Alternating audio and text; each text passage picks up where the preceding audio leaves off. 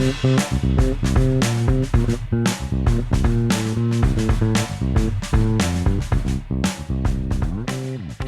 to Daily Variety, your daily dose of news and analysis for entertainment industry insiders. It's Monday, June 22nd, 2026. I'm your host, Cynthia Littleton. I am co-editor-in-chief of Variety alongside Ramin Satuda.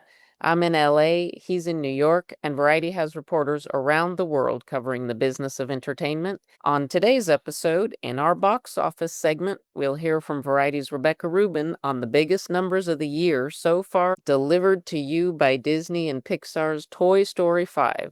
That is a franchise that is not slowing down after a generation. The big pop this weekend has boosted the summer box office tally within striking distance of summer 2019, and there's still a whole lot of big titles to come. But before we get to all of that, here are a few headlines just in this morning that you need to know. I'm coming to you right now from Cannes, where Variety has a big group covering the Cannes Lion Festival of Creativity.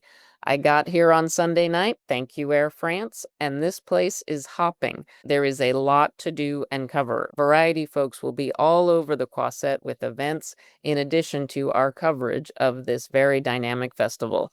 Monday got off to a big start here with Apple's Eddie Q and producer Jerry Bruckheimer holding court as Q received the Cannes Lion Entertainment Person of the Year honor. I had the chance to sit with them later in the day, and Daily Variety listeners will hear from them on Tuesday's episode. Also, here at Cannes Lion, everybody's talking about creators and the importance of storytelling in getting the audience's attention in what used to be called the persuasion game. It's pretty clear from day one that this week is going to be a fascinating masterclass in watching traditional media try to gain better understanding of the creator economy and vice versa. Variety once again has partnered with Canva for editorial programming on the beach in Canva's fantastic cabana space. It's a tough way to work. The only occupational hazard we're facing this week is perspiration because it is a bit toasty here on the Côte d'Azur. R.I.P. Clive Davis. The music legend has died at the age of 94. Davis's career and his influence on 20th century music was so vast. Davis was a guest on Daily Variety's companion podcast, Strictly Business, in August 2020. That was when he was in the thick of producing the Whitney Houston biopic, I Want to Dance with Somebody, that was released in 2022. Variety also did a lengthy profile of Clive Davis in April 2022 when he turned 90. Keep an eye on Variety.com for the tributes that are rolling into this legendary producer and executive. Here's a starry combination. Timothée Chalamet and Selena Gomez are set to star in an animated feature from Illumination dubbed Not Alone. Chalamet will play an introverted rocket mechanic. Gomez plays a brilliant astrobotanist. This news was announced at that other big industry festival going on in France right now, the Annecy Festival devoted to animation.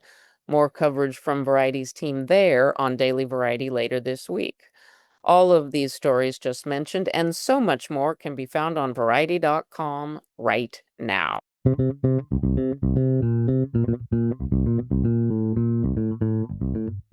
And now it's time for conversations with Variety journalists about news and trends in show business. If it's Monday, we're talking box office with Rebecca Rubin, Variety's senior film and media reporter. The 2026 summer box office is close to passing an important psychological benchmark for the post-pandemic era, and the haul delivered this weekend by the opening of Toy Story 5 certainly didn't hurt. Rebecca Rubin, thank you so much for joining me. Thank you for having me. Well, you called it last week. It was never a question of whether Toy Story 5 was going to open big. It was how big. And of course, I want to break down the movie's opening, but I was really intrigued by our conversation about where the summer box office is to date this year compared to that benchmark year of 2019 and some other trends at the box office. So let me ask you, before we break down Toy Story 5, tell me, what does this incredible weekend mean for the summer to date measure and how people are feeling in general about the box office? Yeah, this was another very busy weekend for movie theater owners. And right now, the summer stretch, which starts in early May, is just about 1.8% behind summer of 2019, which was a very big year. And it's 15% ahead of last summer. And so it's right now poised to be the biggest post COVID summer movie season, which is very exciting to people who are following the box office because, yeah, it's been a rocky stretch. To see people turning out in this volume is very encouraging. Because this even takes us past 2023, which had been the benchmark year of Barbenheimer, Barbie, and Oppenheimer, getting people really excited about going to the box office. Do you see a similar parallel this year? Well, what's nice about this summer is it seems like multiple movies are getting people excited. Barbenheimer was great, but it came at the end of the summer. Those movies both opened in late July, and so it carried a lot of the momentum for August, which is typically a slow time. But we're already in a good place right now, and that's before a lot of big movies are opening, like the Despicable Me spinoff Minions and Monsters, which opens the first weekend in July. Next weekend, there's Supergirl. Then, of course, Christopher Nolan's movie The Odyssey. And a few days ago, I think Fandango reported that Spider Man Brand New Day, which is, of course, the new Marvel movie, is tracking record pre sales. And so that's going to be an enormous opening as well. And so it seems like a real broad array of movies that are bringing people in, not just two in a very condensed period of time. And it would seem broad array of movies, broad array of demographics, you're just getting a lot of foot traffic. Right. Rebecca, do you think they're holding their breath for Spider-Man at Sony Pictures as well as Marvel, being that Spider-Man is such an important character to the franchise? I think there's no reason for them to hold their breath. If people are betting on one movie to deliver this year, it's definitely this Spider-Man movie. I think many have it predicted to be the highest grossing movie of the entire year. And so I don't think that they are too worried. What they'll probably be more concerned about is this post Spider-Man and post-Avengers phase. Avengers, of course, opens at the end of the year for Marvel, but, what comes next is definitely more of the question mark, but there's no debate that this Spider-Man movie is going to be enormous, and part of that is because the last movie, Spider-Man: No Way Home, which opened in 2021, was such a juggernaut. It made almost $2 billion, as Tom Rothman likes to say. Often, if it opened in China, which it did not, it would have made $2 billion, which is a feat that very few movies have done. And of course, that movie ended on a very big cliffhanger. Peter Parker erased himself from the memory of everybody that he knows and loves. And so there's a lot of people who have been waiting a long time to see what that means, what the stakes of that decision are. And so there's just a built-in interest that I think there's no question it's gonna be huge. And even with Toy Story getting off to this monumental start, I'm thinking, of course, that Spider-Man is the kind of thing that lends itself to premium large format, so that will probably juice the box office a bit too. Yeah, something to take note of though is it opens the week after The Odyssey, which will have a 3-week exclusive IMAX run, and so it will not have the full premium large format footprint, but I'm assuming that every exhibitor is going to be trying to fit in both of those movies like a puzzle because they will both be big on the premium large formats. Anything else that stands out to you about the turnout this summer? Are there any pockets of demographic doing well? I know we've talked a lot about Gen Z. Do you see data that shows that age group is up significantly summer to summer, or you may not even have those numbers quite yet? Yeah, and there's not data summer to summer, but just in general, there's been an upswing of Gen Z audiences. They are now the most active movie-going demographic. They're going to more movies per year than any other age group.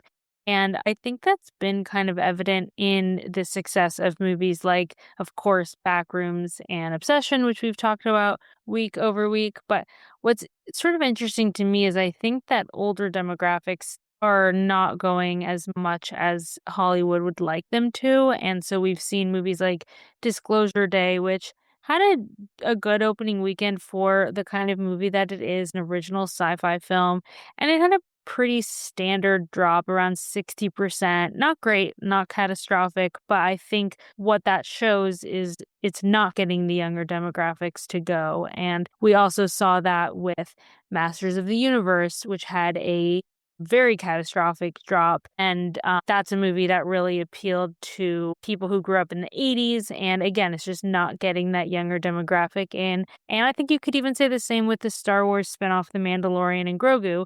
That is a very storied property, of course, but it hasn't done as much to cultivate a following, at least on the big screen, with younger audiences, and I think that too has just been reflected in the grosses. So the issue is not with families and not with younger moviegoers, it's really older moviegoers that have been a little more resistant, which they have been since the pandemic. It's not totally new, but definitely a trend. All right, Rebecca, let's talk about Toy Story 5. Huge opening, year's biggest opening, which again you called. What amid this very big turnout, what stands out to you? One thing I think is very cool about the Toy Story movies is they all are just exceptionally reviewed. All of them have gotten an A grade on Cinema Score. I think Toy Story 2 is the best reviewed of the franchise. It got an A plus, but there are very few franchises that have lasted for this long. It's been 31 years and they've never had an installment that hasn't been very warmly embraced. And it's not just audiences, it's critics too. This movie has a 94% on Rotten Tomatoes, which I think is the lowest grade of the franchise, if that tells you anything about how people feel about it. And I bring that all up just to say I would imagine this movie is going to have a lot of longevity at the box office because we've seen animated sequels just really explode in popularity.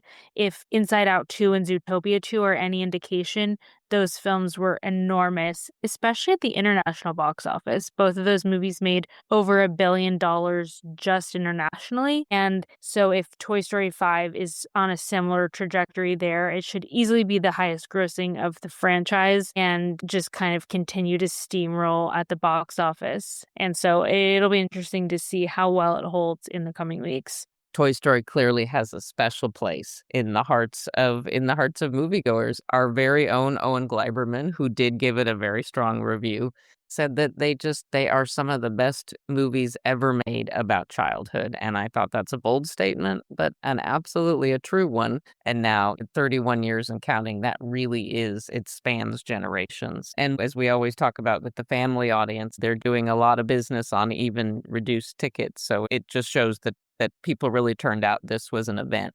What is your prediction? Do you think it drops 40-50% next weekend or holds on even stronger?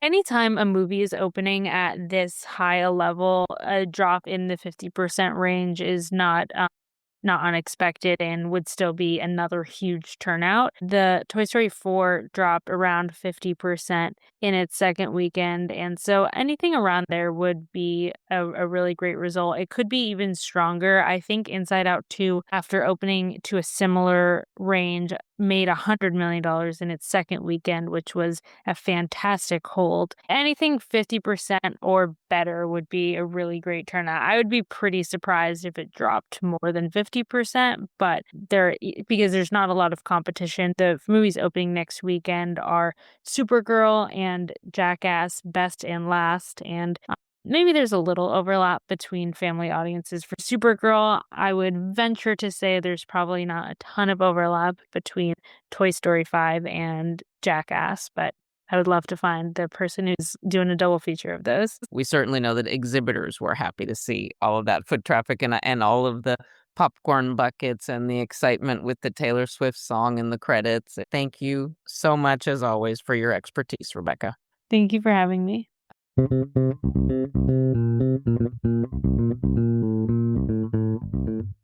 As we close out today's episode, here's a few things we're watching for. At this point, we at Variety are on full-time Paramount Warner Brothers Discovery merger closing watch as David Ellison moves closer to the finish line with his historic transaction.